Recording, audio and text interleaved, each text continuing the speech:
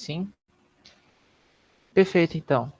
Hoje a gente vai conversar um pouquinho sobre a segunda parte da logística biofísica do sistema respiratório, falando agora sobre respiração interna, também conhecida como transporte de gases pelo corpo, certo? Então, anteriormente a gente já tinha estudado sobre é, a forma como o ar é captado e como é excretado a partir dos processos físicos atrelados principalmente à variação de pressão e volume, permitido tanto pela estrutura que compõe o tecido pulmonar, quanto pela movimentação de algumas estruturas que permite a expansão e redução da cavidade torácica, permitindo assim a variação de pressão e, consequentemente, formando um gradiente que permita a entrada e saída do ar, certo? Essa, no caso, foi a mecânica respiratória para que o ar chegue ao pulmão e também aquele ar presente seja excretado, certo?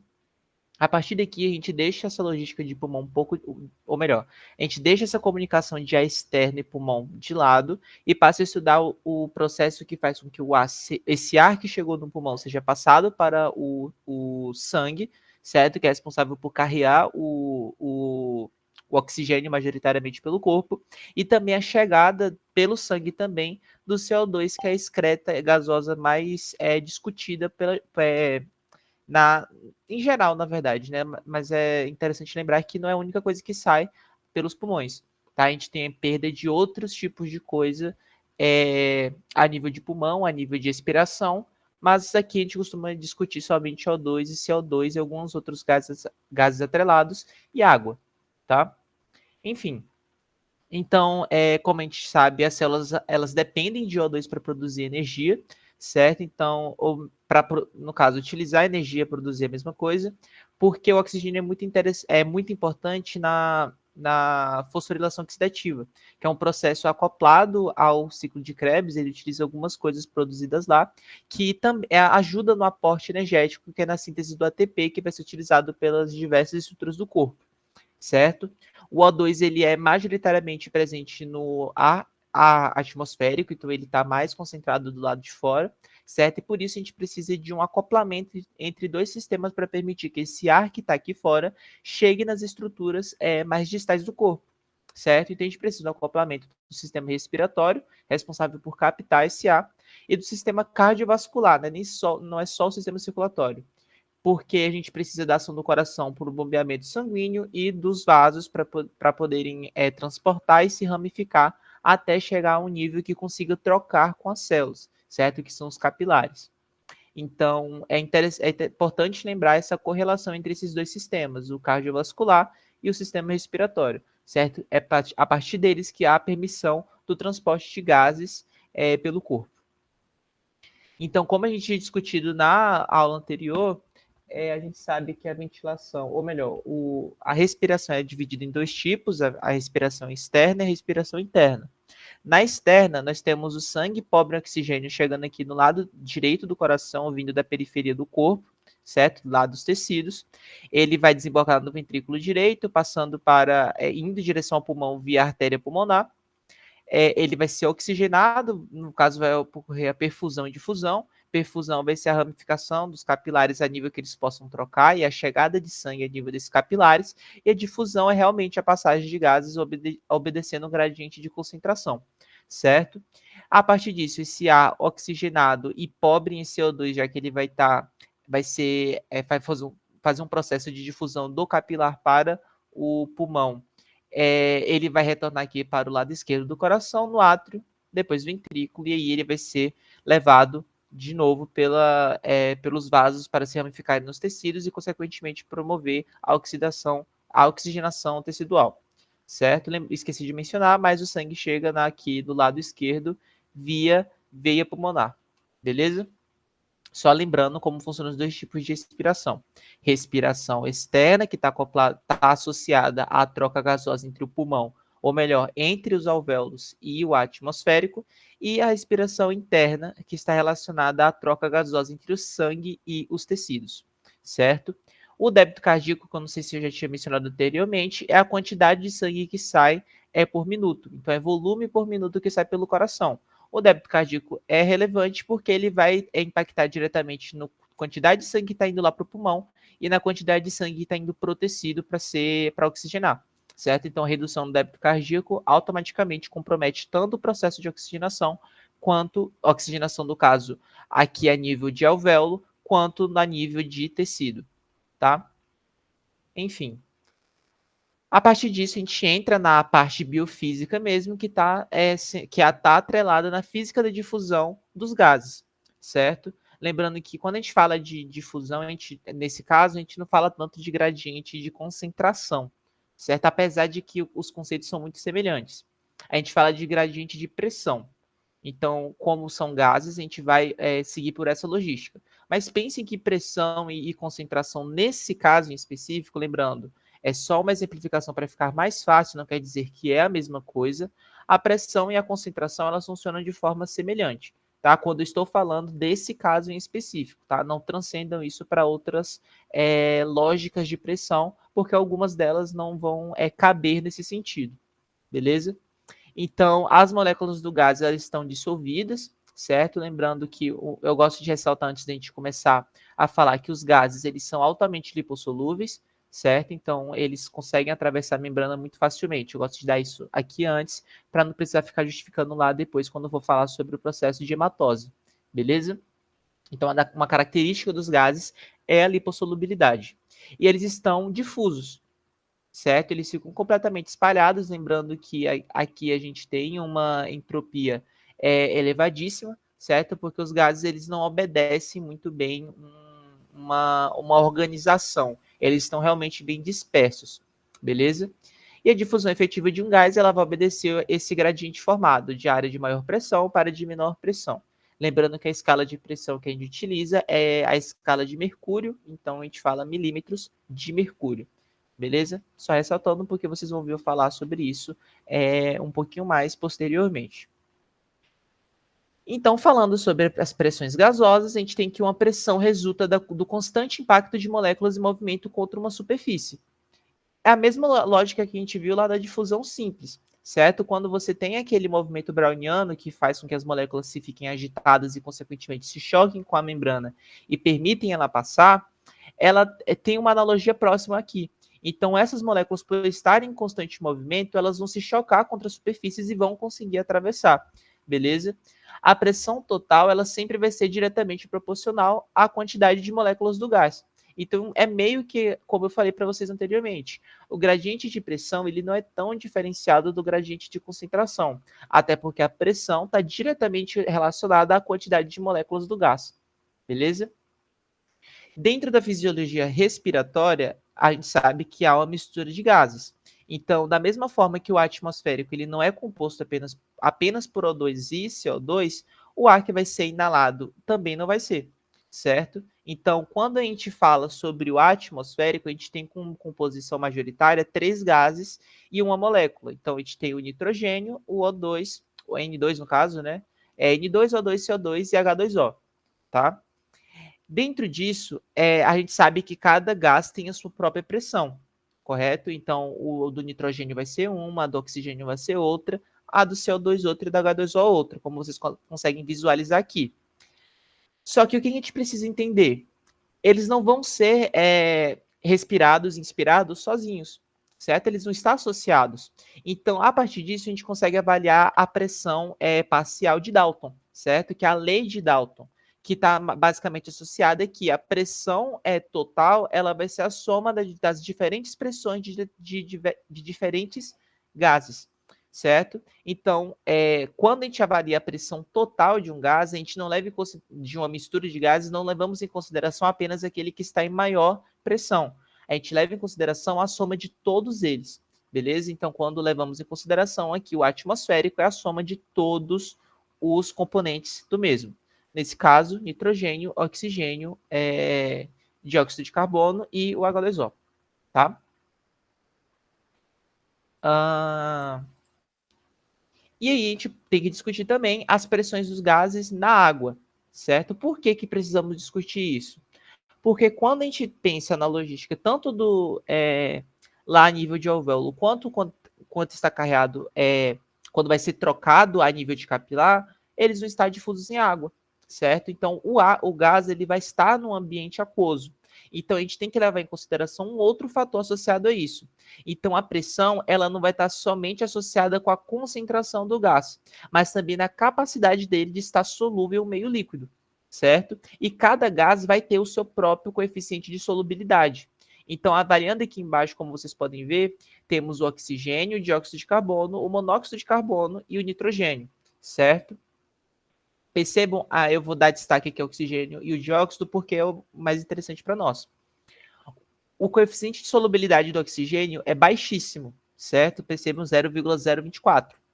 O do dióxido de carbono é muito, muito, muito maior do que o do oxigênio. Por que isso é importante e por que é interessante saber disso? Porque é a partir disso que a gente entende o porquê que, mesmo em menor concentração, como eu mencionei aqui anteriormente, o CO2 ele vai ter como é que eu posso dizer?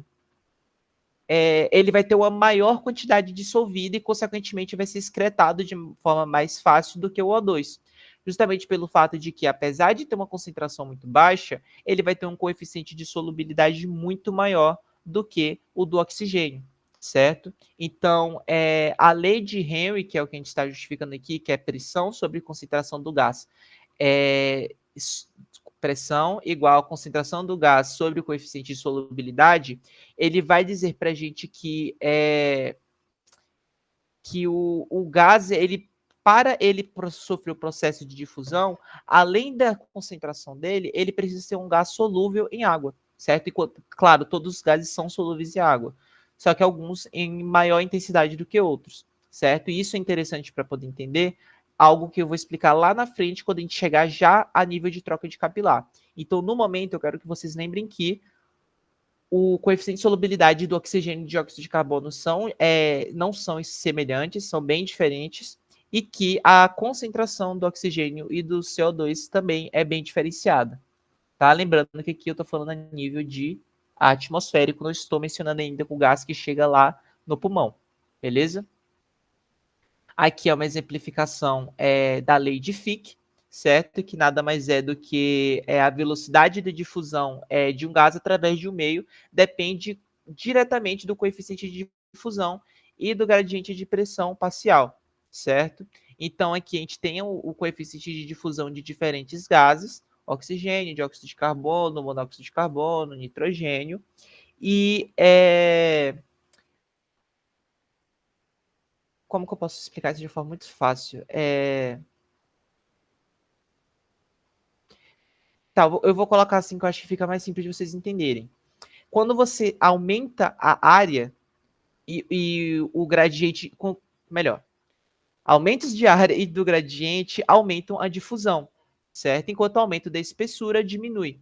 O que isso quer dizer? Vamos voltar um pouquinho sobre o que eu mencionei anteriormente. O que forma a lei de Fick? Coeficiente de difusão e o gradiente de pressão parcial a partir da passagem de uma determinada membrana, certo? Então, quando nós temos uma membrana com a espessura elevada, automaticamente eu posso inferir que a difusão vai estar comprometida, certo? Da mesma forma que, se eu aumento a área ou aumento o gradiente de pressão, eu também vou aumentar a difusão. Então, a gente está avaliando três fatores interessantes aqui: a espessura de membrana, o gradiente de pressão e a sua relevância, e também a área de contato. A área de contato elevada e o aumento do gradiente de pressão vão promover uma maior difusão, permitindo com que os gases atravessem a membrana com maior facilidade. Porém, se essa membrana apresentar ela ficar mais espessa, significa que a difusão vai ser prejudicada, certo? Vai ficar mais difícil dessa molécula conseguir atravessar a membrana. Então, esses três fatores eles são relevantes. Por quê? Vamos pensar numa situação de edema pulmonar. A espessura da membrana vai ficar muito elevada. Isso compromete diretamente a passagem do gás, certo? E vai comprometer, consequentemente, a oxigenação e a retirada de CO2 do sangue, e isso vai promover efeitos sistêmicos significativos, certo? Acidose metabólica, hipóxia, etc, etc. Beleza? Então, na lei de Fick, são três fatores que são relevantes: a espessura de membrana, o gradiente de pressão formado e a superfície de contato. Beleza? continuando, aqui nós chegamos realmente na composição do ar lá no alvéolo, beleza? Então, duas coisas aqui eu tenho que destacar para vocês. A umidificação do ar e a concentração de CO2 nos alvéolos, certo? Então, primeiro a gente já viu o ar atmosférico, sabemos que a maior parte vai ser composta por nitrogênio, temos uma grande parcela sendo composta por O2, mas o CO2 e H2O eles são bem reduzidos, certo? Quando a gente fala do ar umidificado, significa que o ar passou pelas vias aéreas. Lembre-se que na última monitoria, e a professora também comentou com vocês, que uma das funções das vias aéreas é umidificar e regular a temperatura do ar. Então, nesse processo de umidificação, ela vai tornar o ar mais, vai aumentar a concentração de H2O pela presença de muco, certo? Lembre-se que as células das vias aéreas, não todas, mas algumas possuem o epitélio especializado na secreção de muco, e este é responsável pela umidificação do ar, beleza? Então, quando a gente pensa no ar umidificado passando pelas vias aéreas, percebeu que os níveis de nitrogênio eles foram um pouco mais baixos, o O2 também caiu um pouco, mas os níveis de H2O estão bem mais altos, certo? Quando avaliando agora o ar alveolar, percebo a diferença entre nitrogênio, o nitrogênio se manteve, aumentou um pouco, na verdade, devido ao que estava presente no alvéolo, o oxigênio ele caiu, porque ele vai estar sendo trocado, lembre-se disso, mas o CO2 ele aumentou drasticamente. Isso aqui é muito importante de compreender, porque vai para favorecer um gradiente que promove a liberação de CO2, que eu vou falar posteriormente. Tá? Então, lembre-se que a nível de alvéolo, a concentração de CO2 ela é mais alta do que do atmosférico. Tá? E os níveis de H2O também se mantêm semelhantes. No ar expirado, nós vamos ter um pouco menos do nitrogênio, o O2 ele vai estar um pouco maior. Lembrando que, por que eu estou excretando mais oxigênio?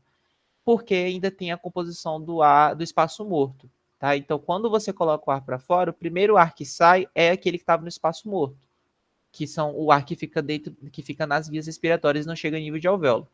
Tá? O CO2 excretado vai por volta de 27 milímetros por mercúrio, e a H2O também se mantém o mesmo. Então, após o processo de umidificação, esse H2O vai ser todo colocado para fora, tá? Isso aqui vai fazer mais sentido quando eu falar sobre o processo de troca efetiva. Então, segure um pouquinho aí que daqui a pouco eu volto nisso. Enfim, e aqui nós chegamos finalmente na difusão dos gases através da membrana respiratória, certo? Então, é importante salientar que aqui nós vamos estar avaliando duas estruturas, os alvéolos e o capilar, certo? Então, falando um pouquinho da estrutura dos alvéolos, nós temos aqui o alvéolo, o líquido de revestimento superficial, ele é nesse líquido que eu devia até ter mostrado na monitoria passada, mas lembra quando eu falei que dentro do alvéolo tinha líquido? É esse líquido que eu estava falando, certo? Quando a gente pensa na logística dos surfactantes, é aqui que ele atua, tá? Só para poder situacionar vocês com a foto. Enfim, temos aqui o líquido de revestimento superficial, o epitélio alveolar, as membranas basais que são fundidas e o endotélio capilar, certo? Que são os capilares presentes aqui a nível do capilar, que no caso do... Deixa eu voltar um pouquinho. As membranas basais fundidas é a membrana basal do alvéolo com a membrana do capilar, certo? Então, eles se fundem. Depois temos o endotélio capilar, e aí o plasma, que vai estar, que é onde o sangue está correndo ali, e o eritrócito, que é onde ocorre a troca efetiva.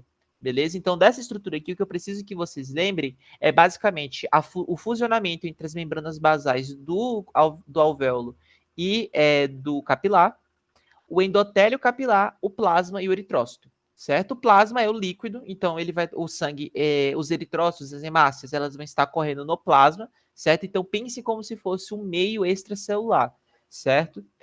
A gente dá para chamar também de interstício, mas não sei se aqui seria interessante vocês ficarem com isso na cabeça. Beleza? Interstício tem outros lugares que tem também, vai ficar confuso quando vocês virem lá na frente. Mas enfim, pensem que aqui é só o líquido, e aí o eritrócito ele vai passar encostado aqui no endotélio capilar para promover a troca, certo? E lembrando também que as membranas basais estão fundidas para facilitar a passagem dos gases e das excretas, beleza? Então, isso aqui ainda é uma característica histológica. Aqui a gente consegue visualizar o processo de troca efetiva, certo? Então, o que está acontecendo aqui? A artéria pulmonar está vindo lá do ventrículo direito para o pulmão. O que vem aqui? Vem o sangue pobre em oxigênio e rico em CO2, certo? Porque acabou de oxigenar todo o corpo e retirou toda aquela excreta de CO2 que tava na circulação, certo?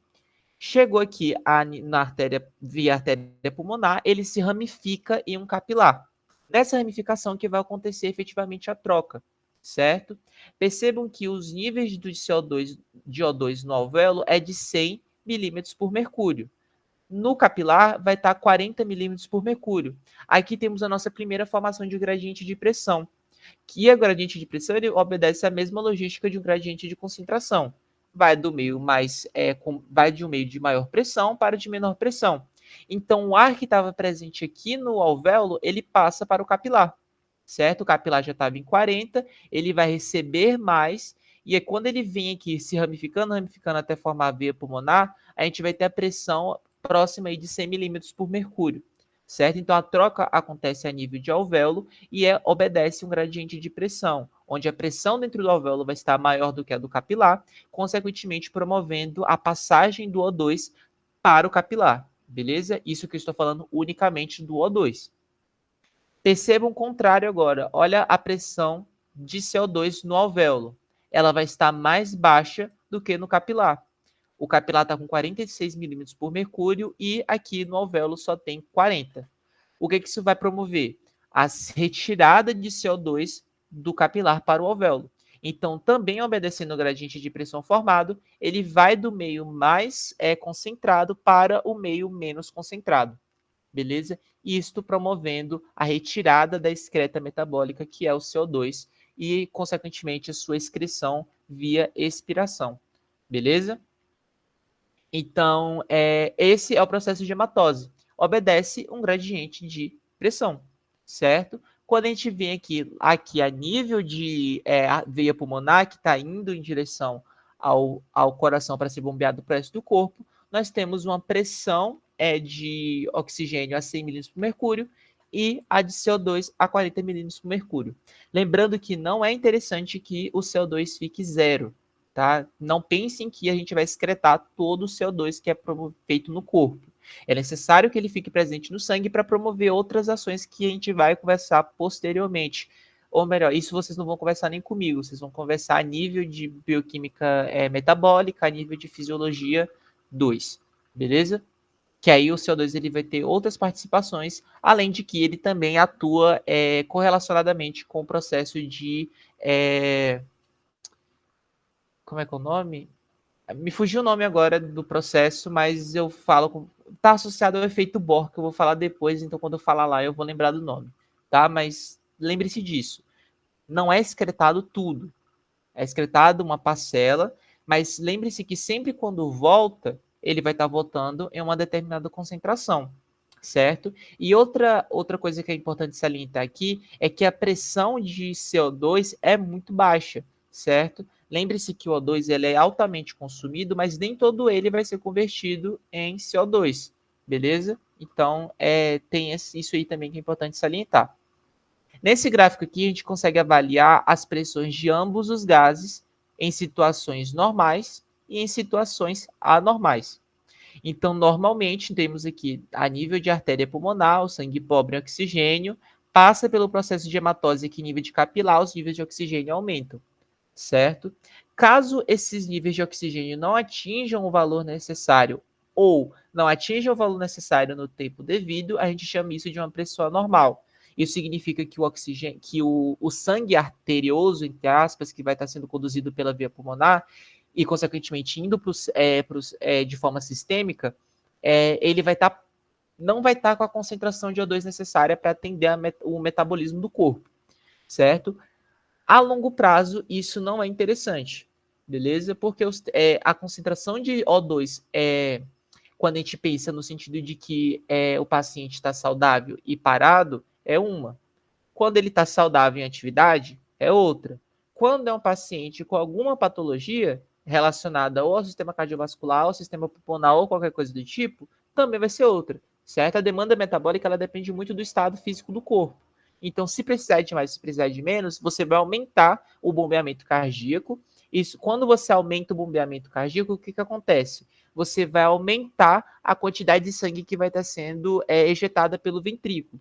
De certa forma, isso vai aumentar o volume de sangue que está chegando aqui a nível de pulmão. Beleza? Isso é um detalhe que vocês vão ver melhor também na fisiologia, mas eu gosto de citar. Certo? Enfim, mesma coisa com o CO2. O CO2 ele vai estar em níveis mais altos aqui, certo? Abaixa a sua concentração. Perfeito. Porém, se ocorrer um aumento de CO2 aqui, também não vai ser interessante. Vai comprometer diversas funcionalidades do corpo, pode promover acidose metabólica, vai desnaturar proteína, enfim, vários problemas que isso vem, mas não é a nível de biofísica que vocês vão precisar compreender eles, beleza? Aqui nós vamos avaliar a difusão e a perfusão e a ventilação e perfusão, certo? O que, que é difusão? É realmente o processo de transporte, a própria difusão que a gente estudou lá a nível de termo de transporte transmembrana, é a mesma logística, certo? Você vai ter a passagem de moléculas de uma área de maior concentração ou pressão para de menor concentração ou pressão, certo? A perfusão vai ser basicamente a quantidade de sangue que vai estar conseguindo atingir o tecido, certo? Então aqui a gente não pensa somente na quantidade de sangue que sai do ventrículo, a gente pensa na quantidade de sangue que consegue chegar lá no seu alvo, certo? Então quando há uma baixa perfusão do pulmão, o que, que vai acontecer? Automaticamente nós teremos uma redução da concentração de oxigênio de forma sistêmica, certo? Então, é isso que é a relação entre difusão e perfusão. Se a perfusão aumenta, a difusão, consequentemente, vai aumentar também, porque vai ter um aporte sanguíneo chegando a nível de pulmão mais elevado. A ventilação e perfusão também estão associadas, porque o processo de ventilação a pressão intrapleural vai ficar mais negativa, promove uma maior gradiente de pressão transmural e alvéolos grandes e menos complacentes, menor ventilação, certo? Então, a ventilação nada mais é do que a capacidade expansiva dos alvéolos, consequentemente, tendo uma maior quantidade de ar que possa trocar com o alvéolo, ou, perdão, com o capilar, certo? Então, se a pressão intrapleural ficar mais negativa, promove um maior gradiente de pressão transmural, que vocês não chegaram a ver isso ainda. Então, os alvéolos que são grandes e vão ser menos complacentes, eles vão ter uma menor ventilação, e os capilares que chegam a nível desses alvéolos, eles vão estar menos oxigenados, vamos dizer assim, porque a concentração de oxigênio, ou melhor, a pressão de oxigênio vai estar um pouco reduzida nesse alvéolo em específico, tá? Aqui é uma relação entre ventilação e perfusão nas diferentes lobações do pulmão, certo? Lembrando que a forma de cada um é diferenciada, beleza? Então, isso aqui não vale para todos os animais, apenas para o humano. Mas é basicamente a pressão alveolar aqui, associada para oxigênio, a pressão alveolar para CO2 nas diferentes zonas do alvéolo, certo? E aí, em cada uma dessas zonas, nós temos uma diferenciação da pressão de cada um dos gases. Então, em um determinado ponto, a troca ou a difusão vai ser mais intensa, consequentemente, a perfusão nesse nível também vai ser mais intensa, certo? Bom, falamos sobre a chegada do oxigênio no sangue. A partir de agora, a gente vai falar sobre o transporte dele pelo corpo, certo? Só um minuto.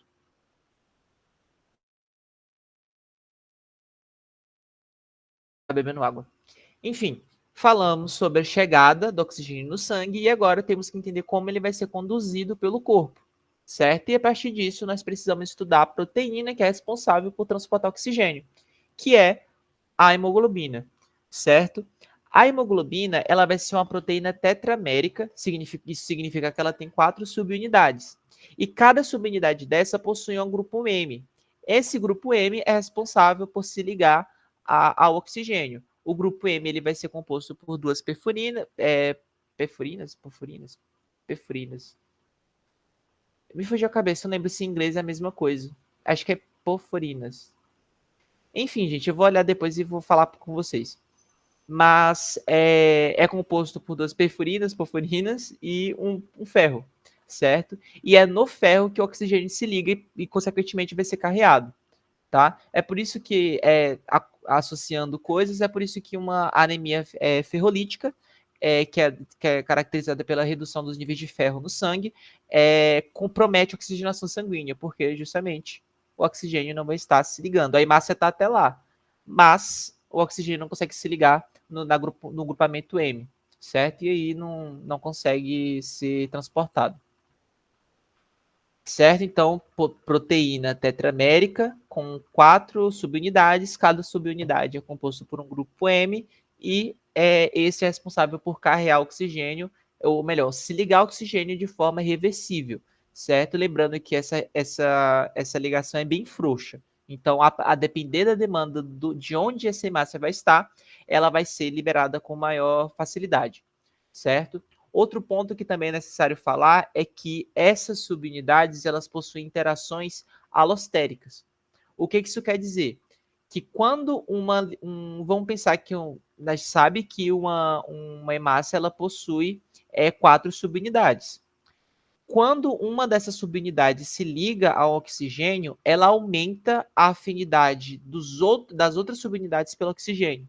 Então, se ligou em uma, a subunidade 2, 3 e 4, elas vão ter maior afinidade pelo oxigênio, consequentemente vão se ligar mais rápido, mesmo em uma concentração um pouco mais reduzida, certo? Apesar de que a nível de pulmão não vai acontecer isso, porque a concentração vai estar alta.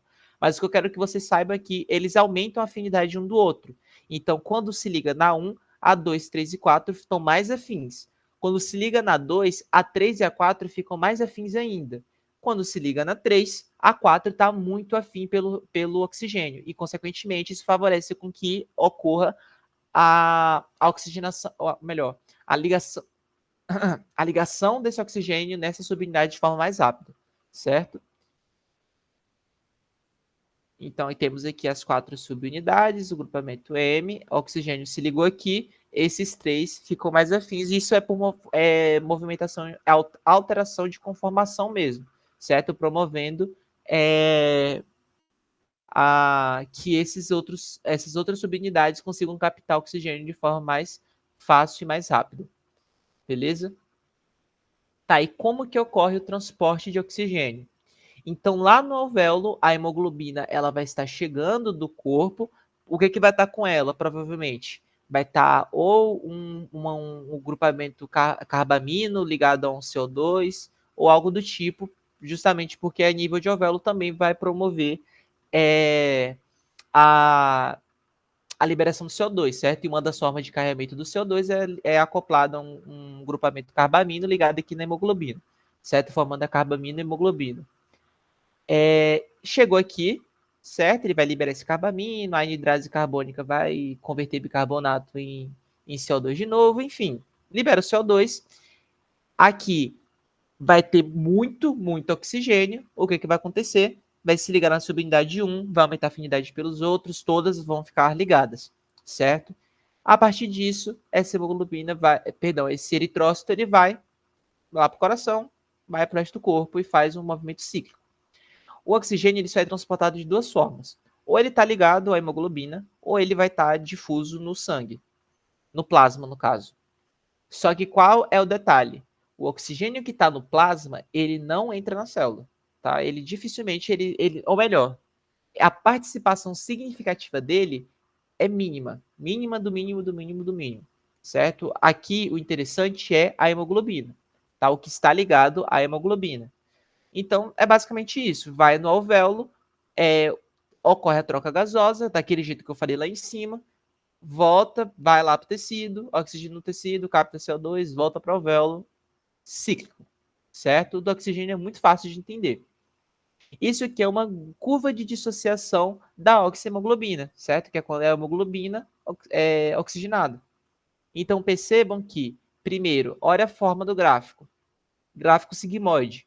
Se vocês estão falando de proteínas, estão falando de células e está falando de um gráfico sigmoide, significa que ele satura. Tá? Isso vale para qualquer coisa. Vocês vão ver muito isso em farmacologia. Viu o gráfico sigmoide? Com certeza é saturação. Tá? Então, chegou a um determinado ponto, uma determinada concentração de. Perdão, uma determinada pressão de CO2 que todas as hemácias vão estar ocupadas, certo? No caso, naquele ponto. Uma coisa que eu quero salientar aqui para vocês. Outro ponto também é que a concentração do O2 em solução no plasma é baixíssima, beleza?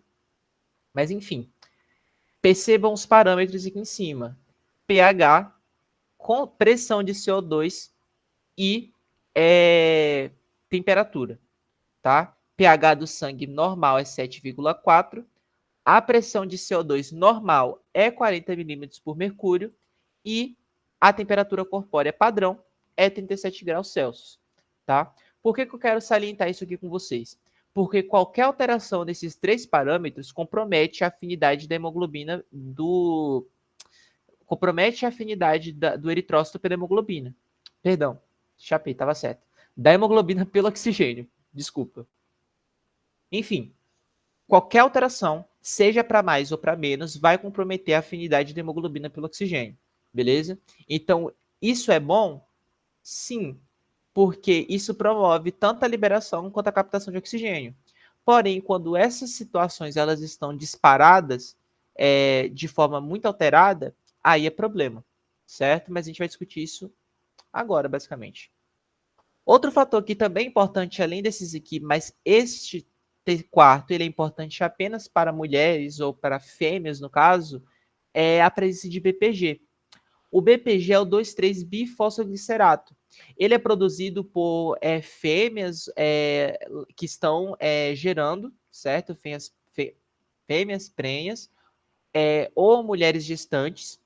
E essa substância ela é fundamental para poder promover a oxigenação do feto, certo? Por quê?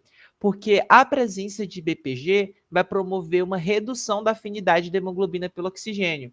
Isso favorece que o oxigênio se desprenda da célula da mãe, ou melhor, da hemácia da mãe, e consiga passar pela barreira, pela placenta e chegar lá no feto, certo? No caso, naquela comunicação entre vasos da mãe e do feto na placenta, certo? Então, a presença de BPG é fundamental para isso, porque senão não ia ter o favorecimento de translocação dos gases da mãe para o feto, e aí o feto não ia ficar oxigenado e ia morrer, certo? Então, BPG é muito, muito, muito, muito importante para fêmeas. Enfim, aqui a gente vai discutir um pouquinho sobre o efeito de cada uma, da variação de cada um desses parâmetros que eu citei para vocês, certo? Então, o que temos aqui? Primeiramente, o efeito da temperatura. Quanto mais baixa a temperatura, maior a afinidade da hemoglobina pelo oxigênio. Então, quanto mais para a esquerda está a curva, maior a afinidade encontrada, certo? O que isso quer dizer? Quanto menor a temperatura em determinados tecidos ou situações de hipotermia, você tem um comprometimento da oxigenação porque a hemoglobina ela não se desprende. Ou, perdão, o oxigênio não se desprende da hemoglobina.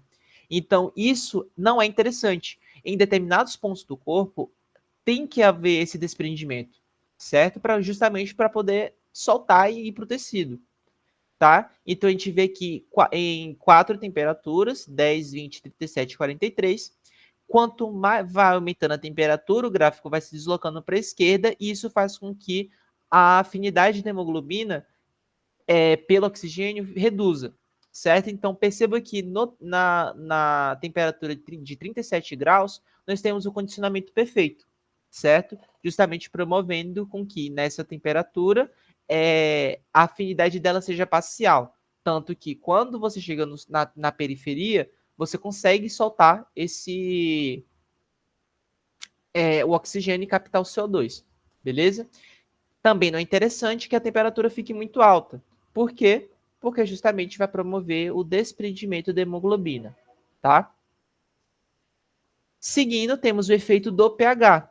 Então, quanto mais básico o pH do sangue fica, maior a afinidade da hemoglobina pelo oxigênio, certo? Vocês sempre vão pensar nesse sentido de direita e esquerda. Quanto mais para a direita, maior a afinidade. Quanto mais para a esquerda, menor a afinidade. Isso vale para qualquer um dos gráficos, tá? Então, quanto mais básico for, maior a afinidade. Quanto mais ácido, menor a afinidade. Tá? Tanto que o processo de acidose metabólica, ele compromete justamente aqui. Além de desnaturar proteínas e comprometer a atividade enzimática, ele também dificulta a oxigenação dos tecidos, justamente porque a afinidade da, da hemoglobina pelo oxigênio interfere até a nível de pulmão, já que a acidose ela é metabólica, tá? Enfim, o efeito do CO2 na pressão 20, pressão 40 e pressão 80. E é aqui que eu queria salientar uma coisa com vocês. Lembra que eu disse que não era interessante que o CO2 fosse completamente, que ele saísse completamente na respiração? Outro fator que comprova que é fundamental ele manter uma pressão estável é esse daqui. Porque se a pressão de CO2 não fosse adequada, a afinidade de hemoglobina pelo oxigênio ia continuar. Dessa forma, ele não ia se desprender da hemoglobina e não ia oxigenar os tecidos, tá? Mas também, pensando no contrário, não é interessante que a hemoglobina tenha, não é interessante níveis tão altos de CO2, justamente porque não vai favorecer a captação de oxigênio, tá? Aqui é a adição de 2,3 DPG, tá? Então, aqui é a hemoglobina, sangue fetal, justamente o fato de que quanto mais adiciona-se BPG, menor será a afinidade da mãe pelo a afinidade de hemoglobina da mãe pelo oxigênio. Aqui é uma outra curva associada à concentração de íons H+, concentração de CO2 e aumento da temperatura, certo? Percebo que sempre vai estar se deslocando aqui para a esquerda, reduzindo a afinidade de hemoglobina pelo oxigênio. Detalhe que esses três parâmetros superiores aqui, o DPG ele não entra, tá? Só os três primeiros nós conhecemos como efeito Bohr. Beleza? Então, concentração de íons H+, concentração de CO2 e temperatura compõem o efeito Bohr, que está associado justamente à afinidade da hemoglobina pelo oxigênio, tá? Finalizando, eu acho, né? Sim, falamos sobre o transporte de dióxido de carbono. Ele funciona um pouco diferente, tá? Porque o dióxido de carbono ele não vai ser transportado apenas na forma de CO2. Para falar a verdade, a menor parte dele é transportado na forma de CO2. Ele é transportado de três formas. Ou ele vai na forma de bicarbonato, ou ele vai na forma de carbamina hemoglobina, ou ele vai na forma de CO2 mesmo no plasma. Então, falando primeiramente do bicarbonato, o que vai acontecer? Lá na periferia do corpo, então a gente está falando de um sentido contrário, está vindo lá do tecido em direção ao alvéolo. Lá na periferia, o CO2 ele vai estar elevado, certo? Nisso vai haver a atuação de uma enzima chamada anidrase carbônica.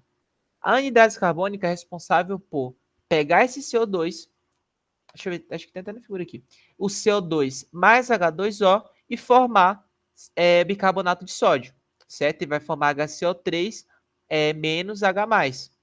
A partir do influxo de cloro, promove-se a a liberação de HCO3 mais H+. Então, quando o cloro entra, o que vai acontecer? Promove a saída desses dois, do bicarbonato e do próton aqui, certo?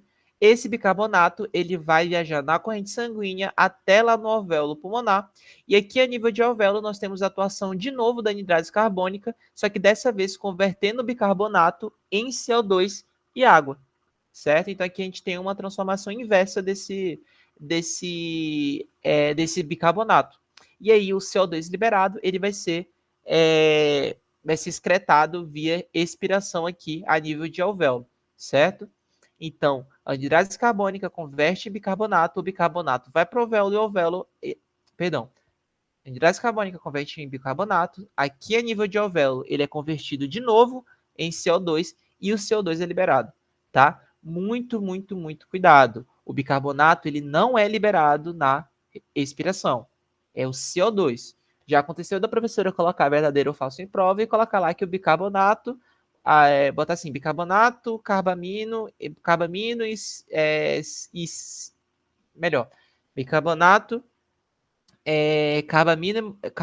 carbamino e o CO2 disperso no plasma são liberados nesta forma na inspiração. E vocês vão lá e colocam certo.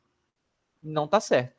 Tá? Bicarbonato não é liberado na expiração. É o CO2. Ele precisa ser convertido de volta em CO2 para ser excretado. Tá? A segunda forma que nós temos de levar esse CO2 é ligando ele a uma carbamino, a um grupamento carbamino, certo? Então, liga ele no carbamino, o carbamino ele vai estar na hemoglobina, a hemoglobina vai lá pro alvéolo, aqui ocorre a ruptura desse carbamino com esse CO2 e o CO2 também vai ser liberado. De novo, o carbamino não vai, é só o CO2, beleza? E por último, temos o CO2 que vai no plasma mesmo. Ele também vai em direção ao pulmão e vai ser liberado lá. Tá? Nesse caso, não tem processo de. Não precisa tirar nem colocar nada, porque ele foi livre. Beleza?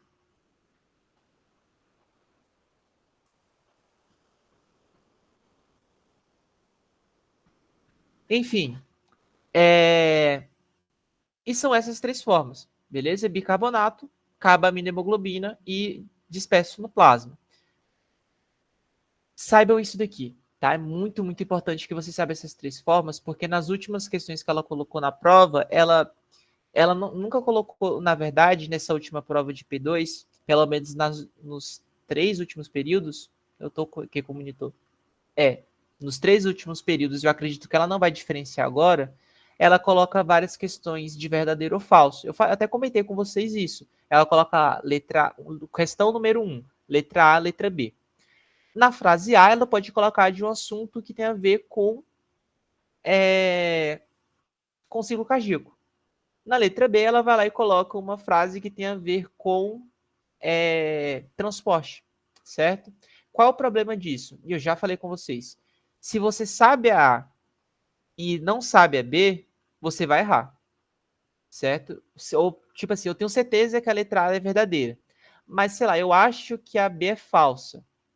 Aí vai estar lá embaixo, VF, ou FF, ou FV, ou VV, enfim. O que vai acontecer? Vai errar, certo? Então, esse tipo de prova é incrivelmente problemática, porque a chance de dar merda é altíssima, tá? Então, tomem cuidado com os detalhes. E por que eu tô falando isso? Porque pelo fato de ela conseguir cobrar mais de um assunto em uma só questão, a chance de cair mais de uma coisa em um assunto só, em uma mais de uma coisa sobre um assunto é maior, tá? Então ela pode cobrar, por exemplo, transporte de dióxido de carbono, mas também falar sobre pressão, que foi o que a gente comentou lá anteriormente, beleza? Então por isso que eu quero que vocês tenham ênfase nesses detalhes. Saibam as formas como está sendo excretado o dióxido de carbono, principalmente, que é o gás excretado. Saiba a forma como ocorre o efeito Bohr, tá? Por favor, o efeito Bohr cai muito na prova. E aqui eu esqueci de mencionar, mas esse processo aqui inverso, que eu esqueci de mencionar isso. Aqui são só figuras falando tudo que eu já falei, tá? Só para ver a nível de tecido, a nível de alvéolo. Outro fator que também que é contrário, entre aspas, ao efeito Bohr, é o efeito Haldane, certo? Quando chega a nível de pulmão, o que vai acontecer? O pH lá é mais básico, certo? A concentração de CO2 é bem mais baixa. O que vai promover? Vai promover com que o grupamento M tenha mais afinidade pelo oxigênio. Nesse momento, nessas circunstâncias, o CO2 é liberado e o oxigênio se liga. Tá? Desculpa, eu acabei ficando por lá e esqueci de mencionar isso. Então, no efeito Bohr, a concentração de H+ vai estar alta, a concentração de CO2 também vai estar alta. E o que isso promove?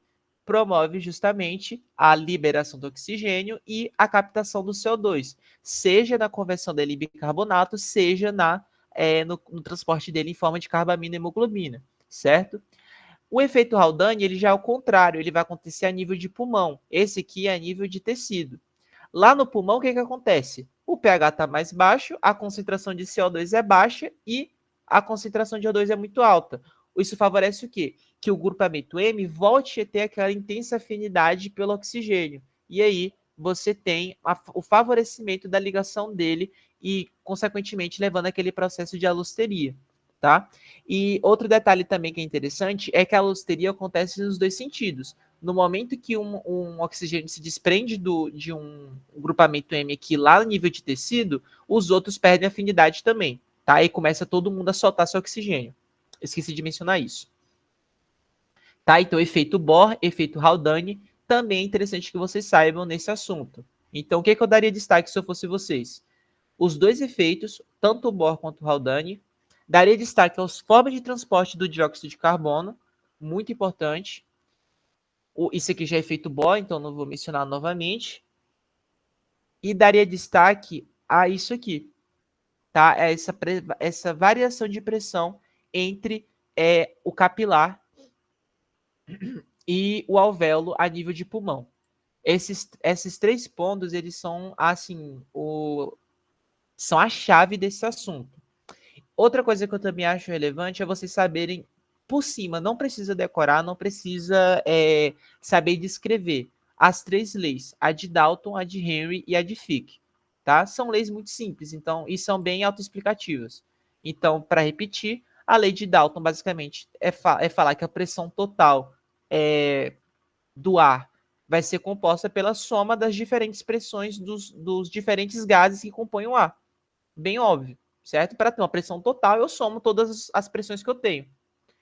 A lei de Henry também é muito simples. Você só vou lembrar que, além da pressão, além de eu ter relevância na concentração, isso da pressão dos gases na água, tá? Além de ter relevância da concentração do gás, eu também preciso pensar na capacidade dele de se dissolver em água, porque eu estou falando dos gases na água.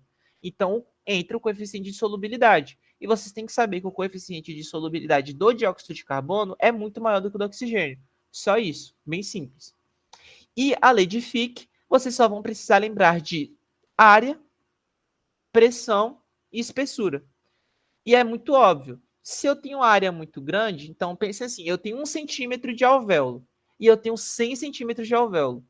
Obviamente, se eu tiver 100 centímetros, eu vou conseguir oxigenar muito mais, certo? Vou conseguir fazer uma difusão muito mais intensa. Outro ponto, variação de pressão. Se eu tenho uma pressão de oxigênio muito mais alta, se eu tenho uma formação de um gradiente de pressão muito mais diferenciado, ou seja, uma pressão muito mais alta, uma pressão bem baixa, o que eu favoreço? A difusão. Óbvio também. E a espessura? Pense assim, é mais fácil passar por uma folha de papel ou por uma folha, por uma parede de gesso, sei lá, de cimento. Mesma lógica, claro, com exemplos bem exorbitantes, mas vocês entenderam o sentido.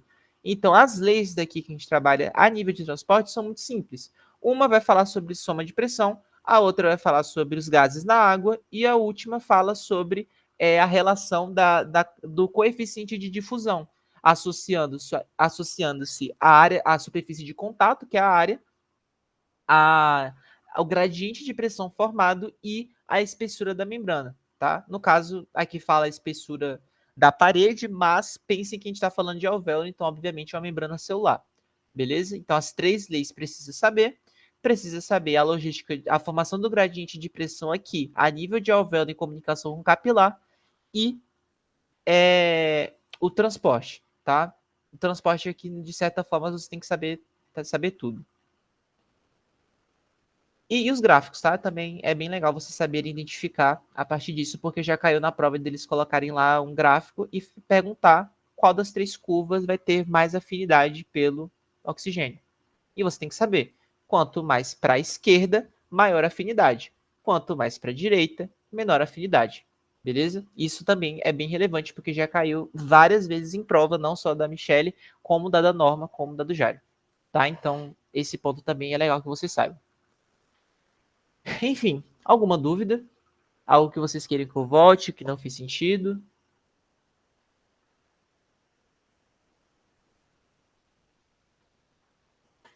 Sim, não.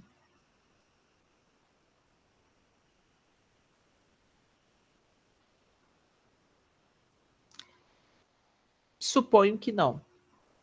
Certo? Então, a gente finaliza aqui. Qualquer dúvida que vocês tiverem, é só entrar em contato comigo. Como eu finalizei esse bloco e o bloco de, de efeitos biológicos da radiação e da radiação propriamente dita, ele é separado, eu não vou, já vou mandar o ED para vocês, certo? Eu vou mandar ou hoje ou amanhã de manhã no máximo, lembrando que não é aquele ED que vocês fizerem em sala. Esse ED é outro, ele comporta mais questões sobre todos os assuntos, tá? E o ED sobre efeitos biológicos eu vou mandar posteriormente, porque eu ainda não sei como é que eu vou fazer essa monitoria, porque vocês não vão ter uma aula da professora, eu não sei muito do que embasar, então eu preciso conversar com ela primeiro para saber sobre o que vocês falaram, beleza? Enfim, gente, tenham um bom resto de noite e